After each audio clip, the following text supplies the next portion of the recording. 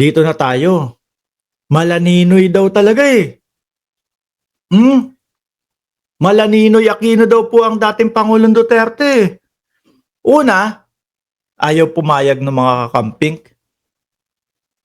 Bakit ho? Malayong malayo daw po ang dating Pangulo kay Ninoy. May nagsabi, si dating Pangulong Duterte daw pumapatay, di umano, no? Si Ninoy Aquino, si dating Pangulo pumapatay. Si Ninoy Aquino pinatay, no? Malayo daw po kasi si dating Pangulo ibang-iba daw po kay Ninoy Aquino. Mga kababayan, yan po yung mga sinasabi. Kaya naman po, dito sa sinabi ni Inday Sara Duterte, na pag umuwi ng bansa, kasi dyan ho nag-ugat yan eh. Pag umuwi ng bansa, si tatay ko, o si Papa, eh magiging Ninoy Aquino Jr. daw ho, mga kababayan. Naisip ko, may isang version o may isang pagkukwentuhan o chismis, no, chismis, ayan ha, nirekta ko na sa inyo, na ang mga nagpapatay daw po kay Ninoy eh yung mga kamag-anak niya. Chismis ho, mga kababayan. Ano po? Ayun, sabi ko, hindi kaya yun yung version na posibleng mangyari sa dating Pangulong Duterte na yung mga kamag-anak, mahal sa buhay o kung sino man, no? Kung sino man ang nagbabalak ng masama sa dating Pangulong Duterte dahil ang mangyayari, o pag ito nategi na to, isisisi kay Pangulong Bongbong Marcos. No? Tapos, mag-e-election ngayon. Gagamitin. Di ba? Gagamitin yung, ito, ang dating Pangulo natin. Pinatay nila, ganito, ganyan. O di ba? Magpapaawa sa taong bayan. Nako ha. Kaawa-awa naman. Siguro, no? Iniisip ng iba, matanda na naman din, doon na din ang punta. Isakripisyo na natin. Wag naman po, no? Sana hindi nyo binabalak yun. Wag naman po. Para lang sa kandidatura o para lang makabalik ang mga Duterte. Wag naman. Kawawa naman yung matanda. Kasi po, nung panahon dati, mga kababayan, na-realize nyo, no? Nung pagkamatay po ni Ninoy, biglang umangat po si Cory Aquino para maging presidente ng Pilipinas. Siyang pag-angat, di ba? Sakto naman. Huwag naman po sana na ganun ang inyong gawin. Di ba? Kawawa naman po. Politika. Naku, dito lang po sa mundong ibabaw yan eh. Pero pagdating po natin sa taas, iba na po. Hindi na po kailangan ng politika, no? Kailangan pagdating mo sa taas, malinis ang budhi mo. Di ba? Siguro lang ha, hindi ko sinasabing rektahan na ganun yung gagawin. Tumakbo lang sa aking isipan na posible na maging sacrificial lamb ang dating Pangulo. No? Ialay natin para makabalik tayo kasi dapang-dapa na tayo. Nakita nyo ho, yung kanilang mga senators? Sino lang po ang nakakapasok doon sa top 12? Si Bungo lang ho. Di ba? Si Bungo lang ho na posible pang kuhanin ng ICC din. Di ba? Na kapag ito, isinakripisyo natin, baka ang taong bayan isipin na si Marcos ang pumatay na ating presidente.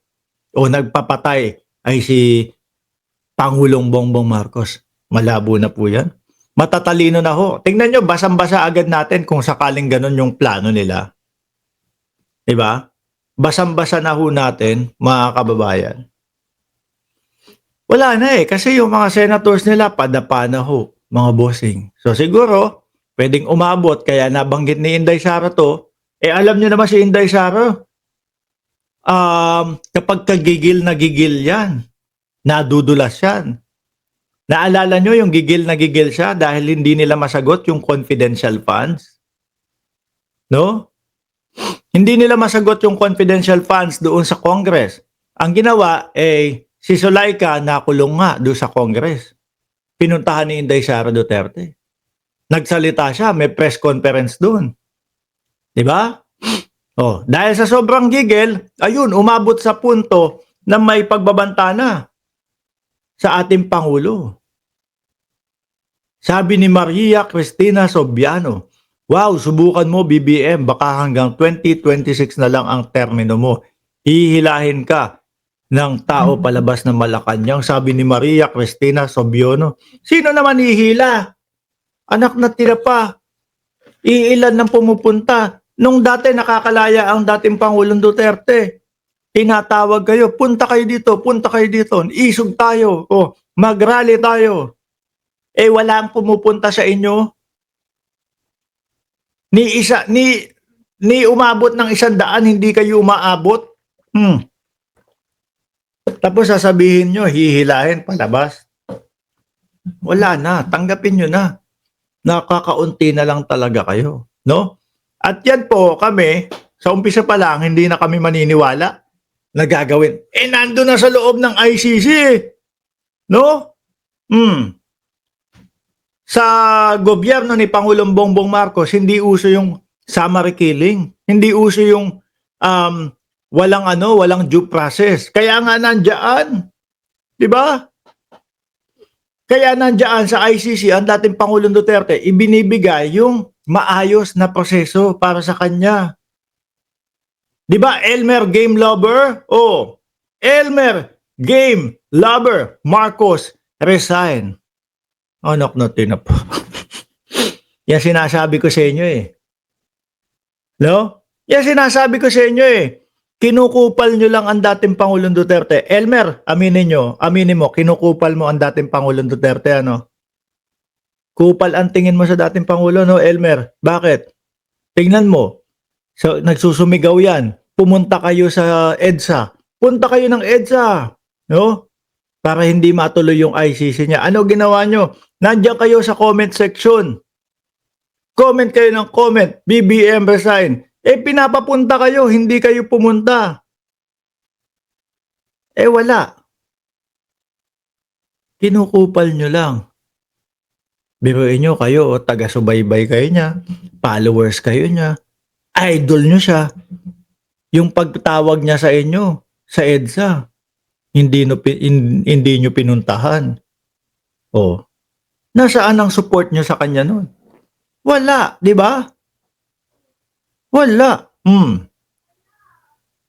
Puro lang kayo. Pupunta po kami, dating Pangulo. Asahan nyo po kami, dating Pangulo. Tapos makita namin yung EDSA, 32 ang pumunta.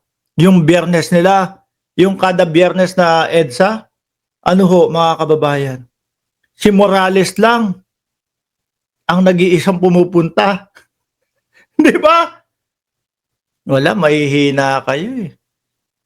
Ayan, tuloy ang nangyari sa dating Pangulo. Dahil sa hindi nyo pagpunta, hindi nyo pagsuporta, hindi nyo ipinakita yung inyong tunay na suporta do sa EDSAng sinasabi niya, ayan, pasok sa oblo. Di ba? Wala eh, mahihina ho itong mga DDS na to. At hindi ho nakikinig sa dating Pangulo. Nung nakulong na, iyakan na lang ho. Sabay nag-grant na naman. Social media na naman. Naku, ano ginawa nyo sa aming Pangulo? Ano ginawa nyo sa aming dating presidente? Merong mga pagpapapunta ha. Oy, Elmer, dadalo ka ba doon sa padasal sa 28 kay dating Pangulong Duterte? Magdala ka ng panset, pandesal, at soft drinks. No? Ilagay mo, ang gawin mo ganito. Kung saan man yung lokasyon nyo, saan man yung gagawin yung padasal, kasi birthday. Litrato ni dating Pangulong Duterte, lagay mo dyan. No, padasal to ha, dahil birthday. Litrato dyan sa harap. Palagay. Ilagay mo yung pandesal sa plato. Oh. Ilagay mo yung pansit sa plato. Sa harap nung sa harap nung litrato ng dating Pangulo. Pandesal, pansit, soft drinks, tapos 2 kandila. Eh syempre, paano naman magiging padasal? Paano magiging epektibo yung dasal kung walang kandila?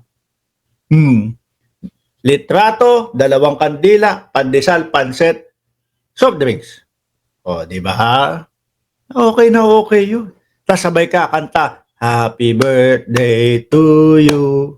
Kumpleto. Sabi ni MBE Channel, para humaba pa ang buhay niya. O, di ba? Correct. O, pansit. Anyway, iwanan na natin yan, no? Yang malaninoy na yan, baka ang isipin pa ng taong bayan yan, isasakripisyo nila si dating Pangulong Duterte.